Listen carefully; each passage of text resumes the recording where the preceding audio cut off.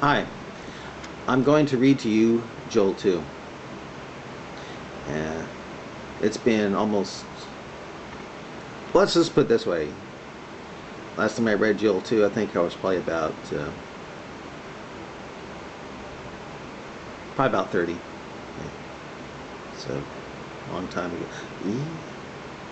Was it 29? It was a long time ago, that's just all I can say. And due to the way ISIS is behaving,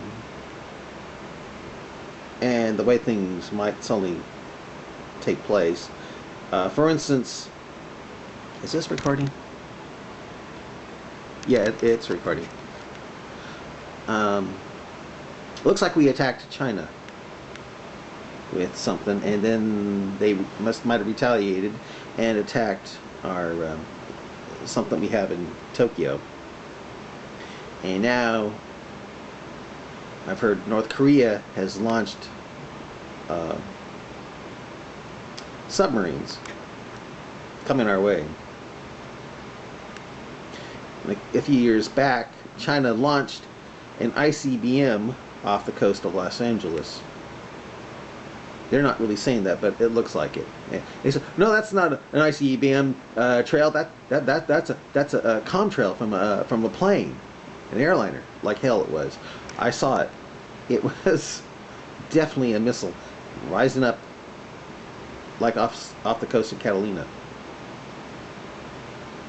That was not a plane. That was not a contrail. No. Or it wasn't even a chemtrail. Yeah.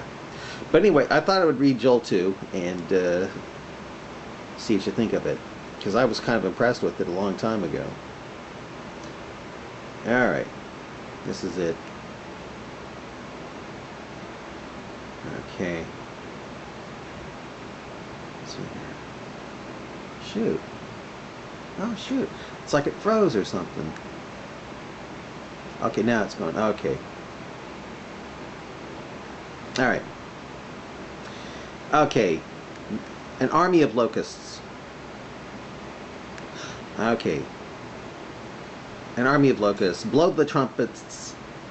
Blow the trumpet in Zion. I guess that'd be Israel. And Feast of Tabernacles is coming up, pretty much. Yeah, I think they blow trumpets there, and I think they also blow on Rosh Hashanah. I'm not really sure. Sound the alarm on my holy hill. Okay. Let all who live in the land tremble, and I think that's in the Promised Land, the Holy Land. For the day of the Lord is coming; it is close at hand. A day of darkness and gloom, a day of clouds and blackness, like dawn spreading across the mountains. A large and mighty army comes. Could be the army of Islam. Such as never was in ancient times, nor ever will be in ages to come. So in other words, if you thought the Crusades were bad, and you thought the Muslim jihads were bad, you ain't seen nothing yet.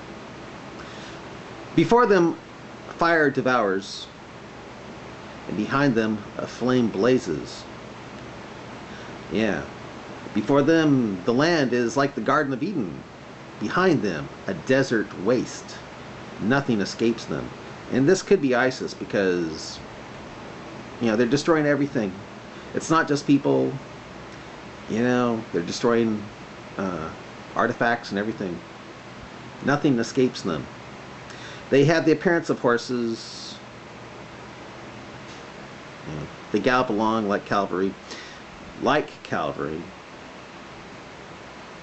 They look like horses. They gallop along like cavalry. With a noise like that of chariots, they leap over the mountain tops, like a crackling fire consuming stubble, like a mighty army drawn up for battle. At the sight of them, nations are in anguish. Every face turns pale. You just turn white, like whoa. They charge like warriors. They scale walls like soldiers. They all march in line, not swerving from their course. That's because they can't, because they'll be killed. by their own people, thinking that they're out of Islam. That's if this is talking about ISIS, that is. Yeah. They do not jostle each other. Each marches straight ahead. They plunge through defenses without breaking ranks. Well, yeah. Easy to do because a blamer, he just goes after their pin. He just does pinpricks on their abandoned pickup trucks and shacks. That's why they have so much bravery, because they know they're not going to get hit by our jets due to a blamer. Yeah, if this is talking about ISIS. Yeah, they don't jostle each other. Each marches straight ahead. They plunge through defenses without breaking ranks. They rush upon the city. They run along the wall. They climb into the houses. Like thieves, they enter through the windows. Before them the earth shakes. The heavens tremble. The sun and moon are darkened, and the stars no longer shine. The Lord thunders at the head of his army. Well,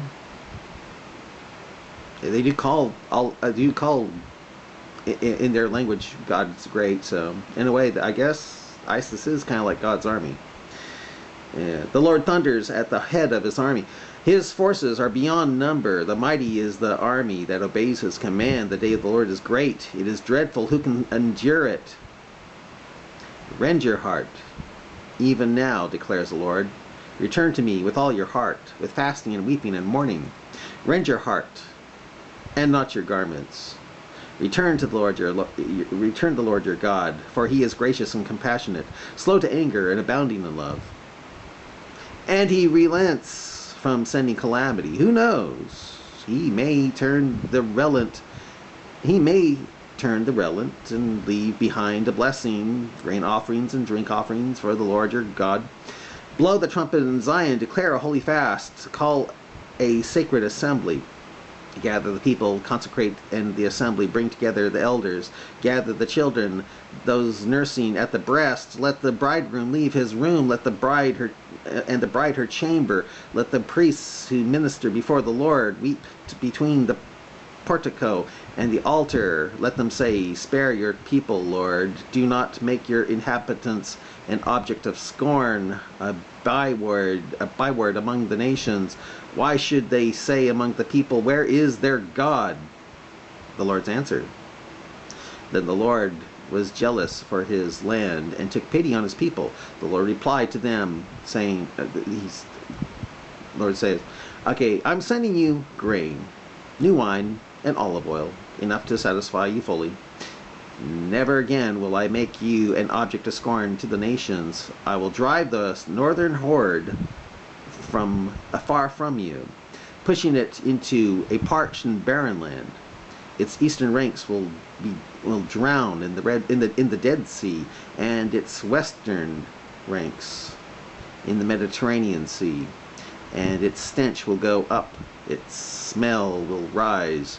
Surely he has done great things. Do not be afraid, land of Judah. Be glad and rejoice. Surely the Lord has done great things. Do not be afraid, you wild animals, for the pastures and the wilderness are becoming green. The trees are bearing their fruit. The fig tree and the vine yield their riches. Be glad, people of Zion. Rejoice in the Lord your God, for he has given you the autumn rains, because he is faithful. He sends you abundant showers, both autumn and spring rains as before. The threshing floor will be filled with grain. The vats will overflow with new wine and oil. I will repay you for the years the locusts have eaten. The great locust and the young locust, the other locust and the locust swarm, my great army that I sent among you. I guess ISIS is God's army. If this is talking about ISIS, yeah. You will have plenty to eat until you are full. You will praise the name of the Lord your God, who has worked wonders for you. And never again will my people be shamed. Then you will know that I am Israel, and I am the Lord your God, and there is no other. Never again will my people be shamed, the day of the Lord. And afterwards I will gather our out my spirit on all people, and your sons and daughters will prophesy, and your old men will dream dreams, and your young men will see visions. Even on my servants, both men and women, I will pour out my spirit in those days. I will show wonders in the heavens and on the earth, blood and fire and billows of smoke. The sun will be turned into darkness, the moon into blood, before the coming of the great and dreadful day of the Lord. And everyone, the last blood moon is coming up. And it says this, and the sun will be turned into darkness, and the moon turned to blood, before the coming of the great and dreadful day of the Lord. And everyone who calls on the name of the Lord will be saved. For on Mount Zion and in Jerusalem there will be deliverance, as the Lord has said, even among the survivors whom the Lord calls. So, well, we'll see. But to me, the first part seems to be talking about ISIS. Could be wrong, but hey. Bye. And if it is, sounds like ISIS is God's army. Whether you like it or not. Sounds like ISIS is God's army, but it sounds like God is, after he's done using it, sounds like he destroys ISIS. So just let you know. It's God's armies now, but he's going to use it. And then he's going to lose them in the Mediterranean and some other places. And the Dead Sea, yeah. Bye.